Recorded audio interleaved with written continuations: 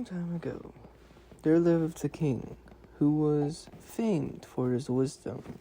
Through all the land, nothing was hidden from him, and it seemed as if news of the most secret things was brought to him through the air.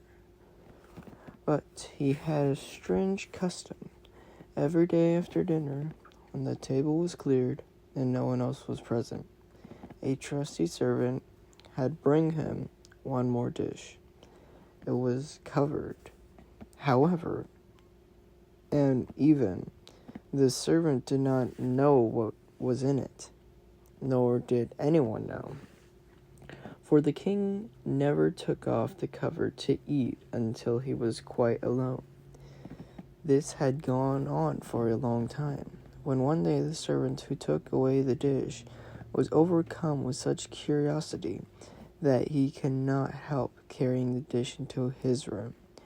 And when he carefully locked the door, he lifted up the cover and saw a white snake lying on the dish.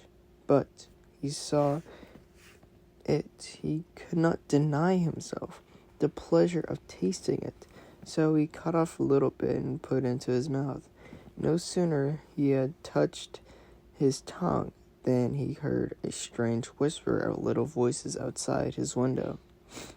He went and listened, and then noticed that he was the sparrows who were chattering together and telling one another all the kinds of things which they had seen in the fields and the woods. Eating the snake had given him power of understanding the language of animals. Now, it so happened that this very day the queen lost her most beautiful ring. Suspicious of having stolen it, fell upon this trusty servant, who was allowed to go everywhere. The king ordered the man to be brought before him, and threatened with angry words that unless he could before the morrow point out the thief, he was himself should be looked upon as guilty and executed. In vain he declared his innocence. He was dismissed with no better answer. In his trouble and fear, he went down into the courtyard and thought about how to help himself out of this trouble. Now some ducks were sitting together quietly by a brook and taking their rest, and while they were making their feathers smooth and their bills, they were having a confidential conversation together. The servant stood by and listened. They were telling one another all the places where they had been, waddling about all morning, and what good food they had found. And one said in a pitiful tone, "Something lies heavy in my stomach. I was eating in a haste. I swallowed a ring which laid under the queen's window."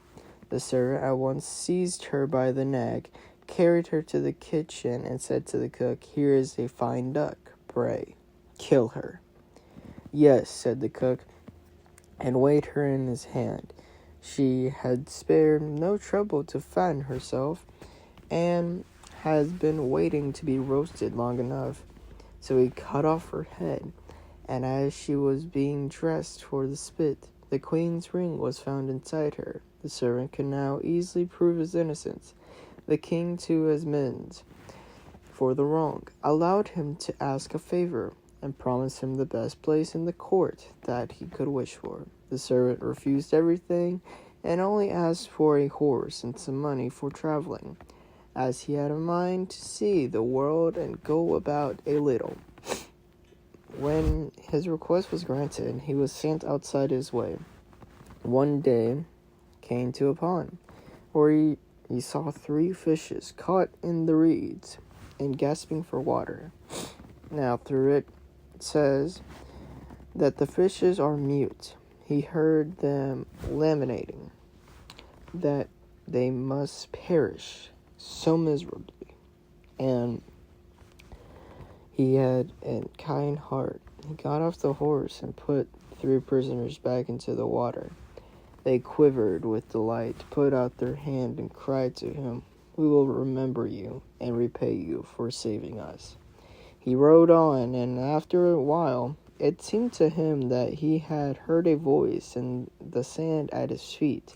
He listened, and he heard an ant king complain, "Why cannot folks with their clumsy beasts keep off our bodies? That stupid horse with his heavy hooves has been treading down my people without mercy."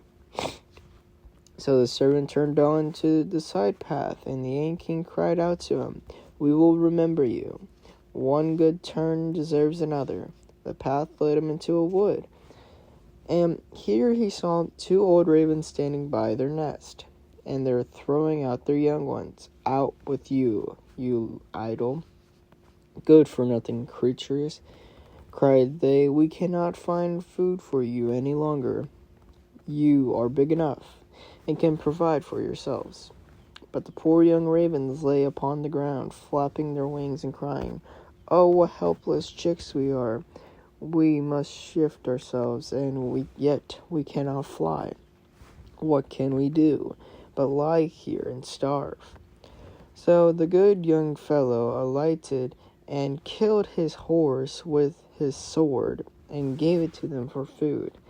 And then they came hopping up to it, satisfied their hunger, and cried, "We will remember you. One good turn deserves another." And now he had to use his own legs. And when he had walked a long way, he had came to a large city. There was a great noise and crowd in the streets, and a man rode up on a horseback, crying aloud, "The king's daughter wants a husband, but whoever pursues her hand must perform a hard task, and if he does not succeed, he will be forfeit his life."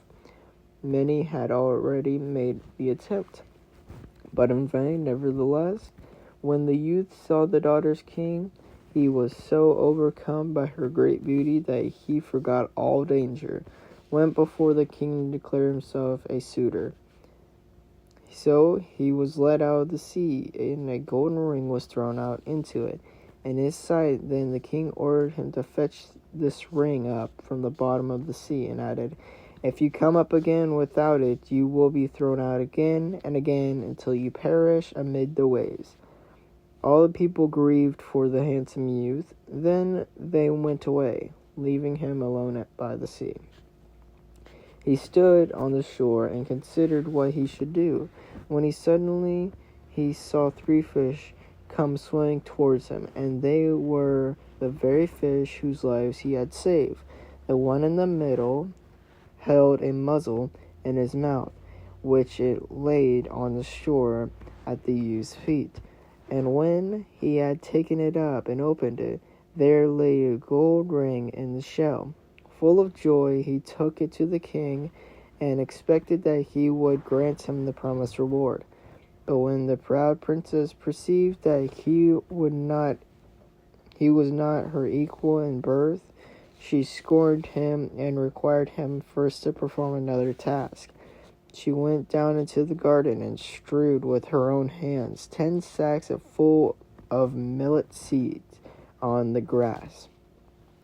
Then she said, "Tomorrow morning before sunrise, these must be picked up and not a single grain missing." The youth sat down in the garden and considered how it might be possible to perform this task, but he could think of nothing, and there he sat sorrowfully, awaiting the break of day, when he should be led to death. But as soon as the first rays of the sun showed into the garden, he saw all the 10 sacks standing side by side, quite full, and not a single grain was missing. The ant king had come in the night with thousands and thousands of ants, and the grateful creatures had by great industry picked up all the millet seed and gathered them into the sacks. Presently, the king's daughter herself came down into the garden and was amazed to see that the young man had done the task she had given him. But she could not yet conquer her proud heart, and said, Although he has performed both tasks, he shall not be my husband until he has brought me the apple from the tree of life." The youth did not know where the tree of life stood, but he set out and would be gone on forever, as his legs would carry him.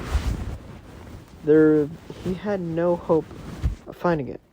After he had wandered through the 3 kingdoms, he came one evening to a wood and lay down under a tree to sleep. But he heard a rustling in the branches, and a golden apple fell into his hand. At the same time, 3 ravens flew down to him, perched themselves onto his knee, and said, "We are the 3 young ravens whom you saved from starving. When we had grown big and heard that you were seeking the golden apple, we flew over the sea to the end of the world, where the tree of life stands, and have brought you the apple."